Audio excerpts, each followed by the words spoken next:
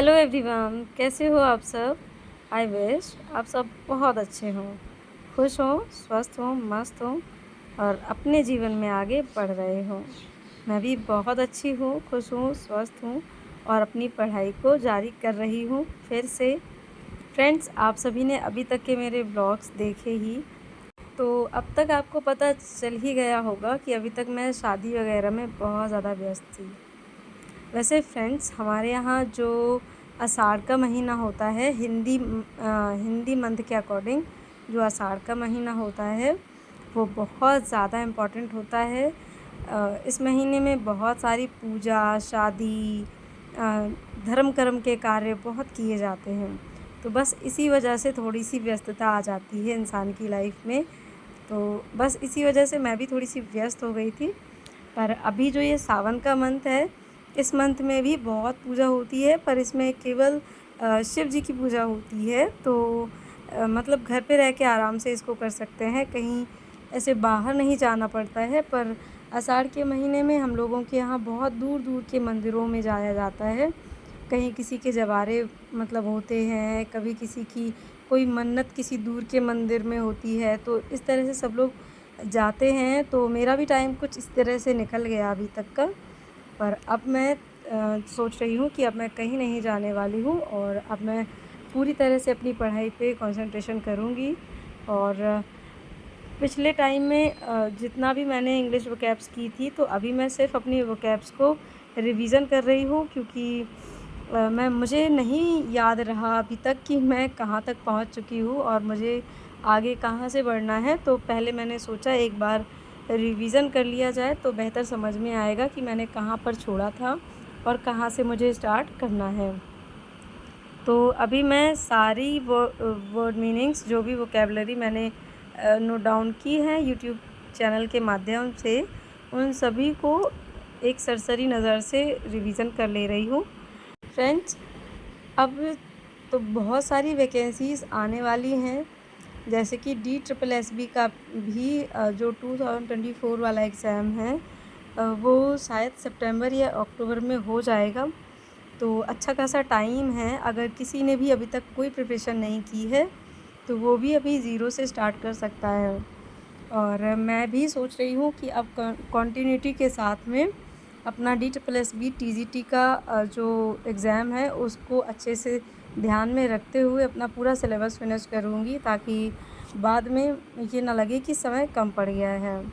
और थोड़ा सा रिवीज़न करने के बाद फिर मैंने जो है झाड़ू लगाना स्टार्ट किया, क्योंकि सबसे पहले घर में मैं सुबह उठ के झाड़ू ज़रूर लगाती हूँ और उसके बाद पोछा तो मैं लास्ट में लगाती हूँ, जब खाना पीना हो जाता है। यशवी भी स्कूल चली जाती हैं और यशवी के पापा भी अपनी वर्क प्लेस के लिए निकल जाते हैं। इसके बाद ही मैं पोछा लगाती हूँ, क्योंकि तभी पोछा लगा हुआ मेरा सही रह पाता है, अदरवाइज़ तो सारा गंदा हो जाता है। तो इसीलिए सुबह सिर्फ झाड़ू लगा के काम चल जाता है। और बाहर का मौसम कुछ इस तरह था, जो कि बहुत ही प्यारा लगता है। मेरे घर के बाहर का जो ग्रीन व्यू है, और सुबह सुबह मुझे अपने घर के जितने भी हरे पौधे हैं, पेड़ पौधे हैं, फ्लावर्स वाले प्लांट हैं, उन सभी को निहारना, देखना बहुत पसंद है, बहुत ज़्यादा। और तुलसी मैया तो मेरी आजकल बहुत ही ज़्यादा अच्छी होती जा रही हैं, क्योंकि उनको अच्छा खासा पानी मिल रहा है। और ये है पता नहीं इसको आप लोग अपनी भाषा में क्या कहते होंगे, लेकिन हमारे यहाँ इसको लुखरिया कहते हैं। लुखरिया का पौधा है, इसमें बहुत सुंदर सुंदर पिंक कलर के फूल निकलते हैं। तो आपके यहाँ इसको क्या बोला जाता है, कमेंट सेक्शन में ज़रूर बताना। इसका मुझे एक नाम और पता है, जिसको जंजीर कहते हैं। और यहाँ मैं बना रही थी चाय, तो मेरी तुलसी की माँ की जो पत्तियाँ होती हैं वो नीचे अक्सर गिर जाती हैं, क्योंकि चिड़ियाँ वगैरह इस पर बैठती हैं, इस वजह से। तो बस चाय की पत्ती डालकर मैं चाय बना रही हूँ आज। वैसे जब भी मेरी तुलसी मैया बहुत ज़्यादा हरी हरी हो जाती है, तो चाय हमेशा मैं तुलसी की पत्ती डालकर ही बनाती हूँ। सेहत के लिए बहुत हेल्दी होती हैं, बहुत ही गुणकारी पौधा होता है हमारा तुलसी का पौधा।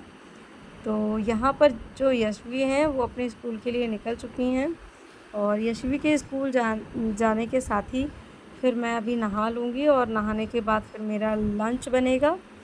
और लंच बनाने के बाद फिर देखती हूँ मेरे पास कितना टाइम बचता है, क्योंकि आजकल तो बहुत सारे कपड़े भी हो गए हैं मेरे, धुलने के लिए, क्योंकि शादियों के बाद जितने भी कपड़े होते हैं वो बहुत ज़्यादा एक टफ़ काम हो जाता है मेरे लिए। तो अभी सबसे पहले मैंने दोपहर में धूप में कुछ कपड़े डाले थे, कुछ तो वैसे थे जो कि हम लोग डेली ओढ़ते बिछाते हैं, मतलब सोने के लिए इस्तेमाल करते हैं।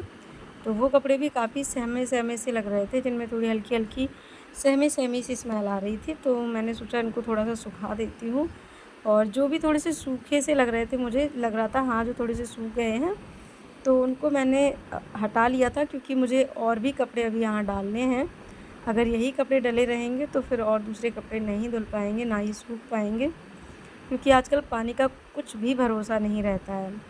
कभी भी बरसने लगता है और कभी-कभी तो बहुत ज़्यादा देर तक बरसता रहता है। तो इस तरह से मुझे लगता है कि जितनी जल्दी पहले कपड़े धुल के सूखने वाला काम हो जाए, तो मुझे मतलब सुकून सा मिल जाता है। और अभी ये कपड़े इतने सूख गए हैं कि मैं इनको उठा सकती हूँ। तो अब मैं इनको हटा के रख दूँगी और यहाँ पर दूसरे कपड़े जो धुलूँगी वो डाल दूँगी। और आँगन में मेरे पानी की वजह से इतनी ज़्यादा काई लग चुकी है कि मैं क्या बताऊँ। धुलने के बाद भी ये इतना व्यू ऐसा दिखता है, और ये तो तभी साफ़ होगा जब अच्छे से धूप निकलने लगेगी और बारिश का मौसम चला जाएगा। यानी कि ये सितंबर अक्टूबर के बाद ही थोड़ा-थोड़ा सही हो पाता है, और उसके बाद जब सर्दियाँ आ जाती हैं तो वापस से ये फिर से ऐसा हो जाता है। तो खुले घर में थोड़ा-सा यही एक रहता है, साफ़-सफ़ाई अच्छे से नहीं रह पाती है। पर ये चीज़ें अपने बस में नहीं होती हैं, नेचुरल चीज़ें हैं। और फ्रेंड्स, यहाँ पर आपको मैं दिखाऊँ, जो आषाढ़ का महीना होता है उसमें हम लोग जो है गगरियाँ बनाते हैं लास्ट के 5 दिन। तो ये जो व्लॉग है वो मतलब आषाढ़ का मंथ जो है ख़त्म होने के 5-6 दिन पहले का है। तो ये जो है हम लोगों ने गगरियाँ बनाई हैं, हम लोगों के यहाँ बनाई जाती हैं। और ये इसलिए बनाई जाती हैं ताकि जो अग्निदेव हैं और जो जल देव हैं वो प्रसन्न हो जाएँ और अच्छे से बारिश हो, इसलिए ये सब किया जाता है। अग्निदेव तो हमेशा ही अग्निदेव की पूजा हमारे यहाँ की जाती है, क्योंकि उन्हीं की वजह से हमारा खाना जो है, हमारा भोजन जो है पकता है। तो वो तो एक बात हो गई, लेकिन जो मेन गगरियाँ जो बनाई जाती हैं वो बारिश हो अच्छे से, ताकि फ़सल अच्छी हो, इसलिए बनाई जाती हैं।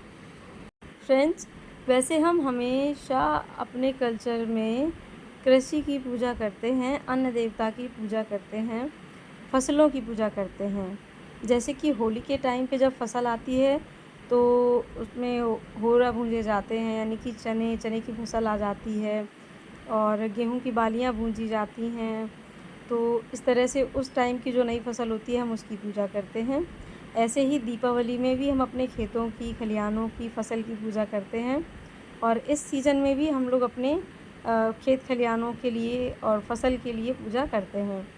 तो फ्रेंड्स, जो गगरियाँ होती हैं उनको बनाने के बाद जो है फिर इसके बाद यहाँ पर पूज दिया जाता है, क्योंकि आज हम लोगों ने यहीं बैठकर बनाई थी गगरियाँ। और खाने पीने के बाद हम लोग यहाँ की सफाई करेंगे, अभी नहीं कर रहे हैं, क्योंकि अभी सब इसी इसी जिसमें आग थी उसी में ही सब ने पूजा की है, और यहीं पर सब ने बैठकर बनाई थी और सेकी थी।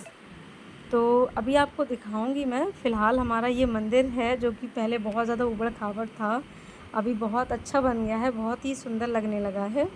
तो आगे का बिल्कुल नया बना है, और पीछे का यानी कि जहाँ पर हमारे भोले बाबा विराजमान हैं वहाँ पर ये पुराना ही है जैसा था। नीचे का फ़र्श पहले भी था, ये पहले मतलब हम लोगों ने करा लिया था, और अभी जो है ये पुराना ही है, बस आगे का बहुत ज़्यादा टूट-फूट हो गई थी, तो आगे का हम लोगों ने एकदम नया बनवा लिया है।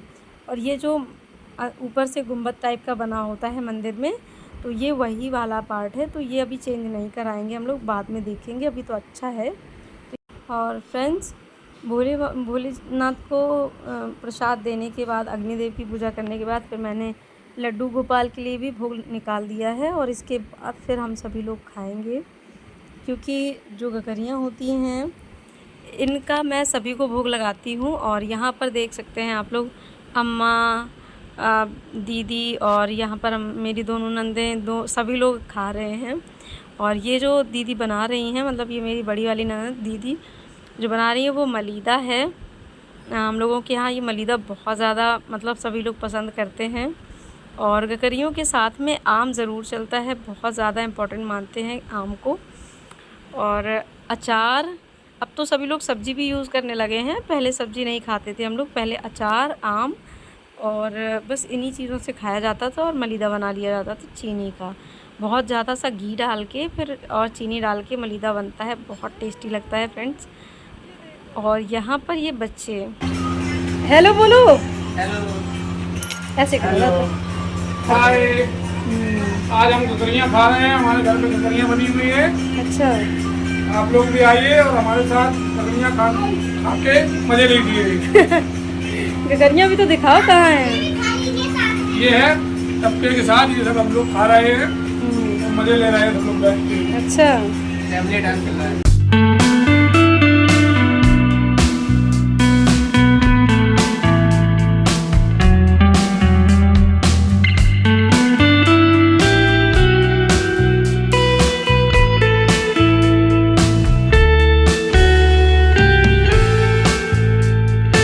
फ्रेंड्स यहाँ पर रश्मि जो है बता रही थी कि मलीदा कैसे खाया जाता है, हम लोग कैसे खाते हैं। तो सभी लोगों को मैंने बोलने के लिए कहा कि आप सब लोग अपने अपने शब्दों में कुछ कहें ताकि सभी लोगों को पता चले। गाइस आप लोग भी खा लो, बकरियां बनाई हम लोगों ने। अम्मा आप भी बोलो, क्या बोलोगी? कहाँ बोले नहीं आओ। तो यहाँ पर मैं और यशवी के पापा खा रहे हैं। थोड़ा सा गर्मी की वजह से माहौल थोड़ा सा चेंज हो गया है, वरना जहाँ पर बनाई जाती हैं सब लोग वहीं बैठकर खाते हैं। कुछ तो पानी जो है वो मज़ा बिगाड़ देता है, क्योंकि पानी बरसने लगता है तो हमें जल्दी जल्दी से वहाँ से हटना पड़ता है। और उसके बाद इतनी ज़्यादा गर्मी होती है, इतनी ज़्यादा कि बिना पंखे के सामने बैठे खा ही नहीं पाते हैं। तो सब लोग अपनी अपनी प्लेस पर जहाँ जहाँ पंखा सही से चल पा रहा था तो वहीं पर बैठकर खा रहे थे। और यहाँ पर यशवी, मैं और यशवी के पापा और मान्या, हम लोग यहाँ पर खाना खा रहे हैं। और दीदी लोग अलग खाना खा रही हैं सब लोग, ताकि सुकून से खा तो सकें एटलीस्ट। आजकल मक्खियाँ भी इतनी ज़्यादा होने लगी हैं, इतनी ज़्यादा कि कुछ भी कर ही नहीं पाते हैं। तो फ़िलहाल मेरा आज का व्लॉग यहीं तक रहा। आई होप आपको आज का व्लॉग पसंद आया हो। व्लॉग कैसा लगा कमेंट सेक्शन में ज़रूर बताइएगा। मिलती हूँ फिर किसी और व्लॉग में।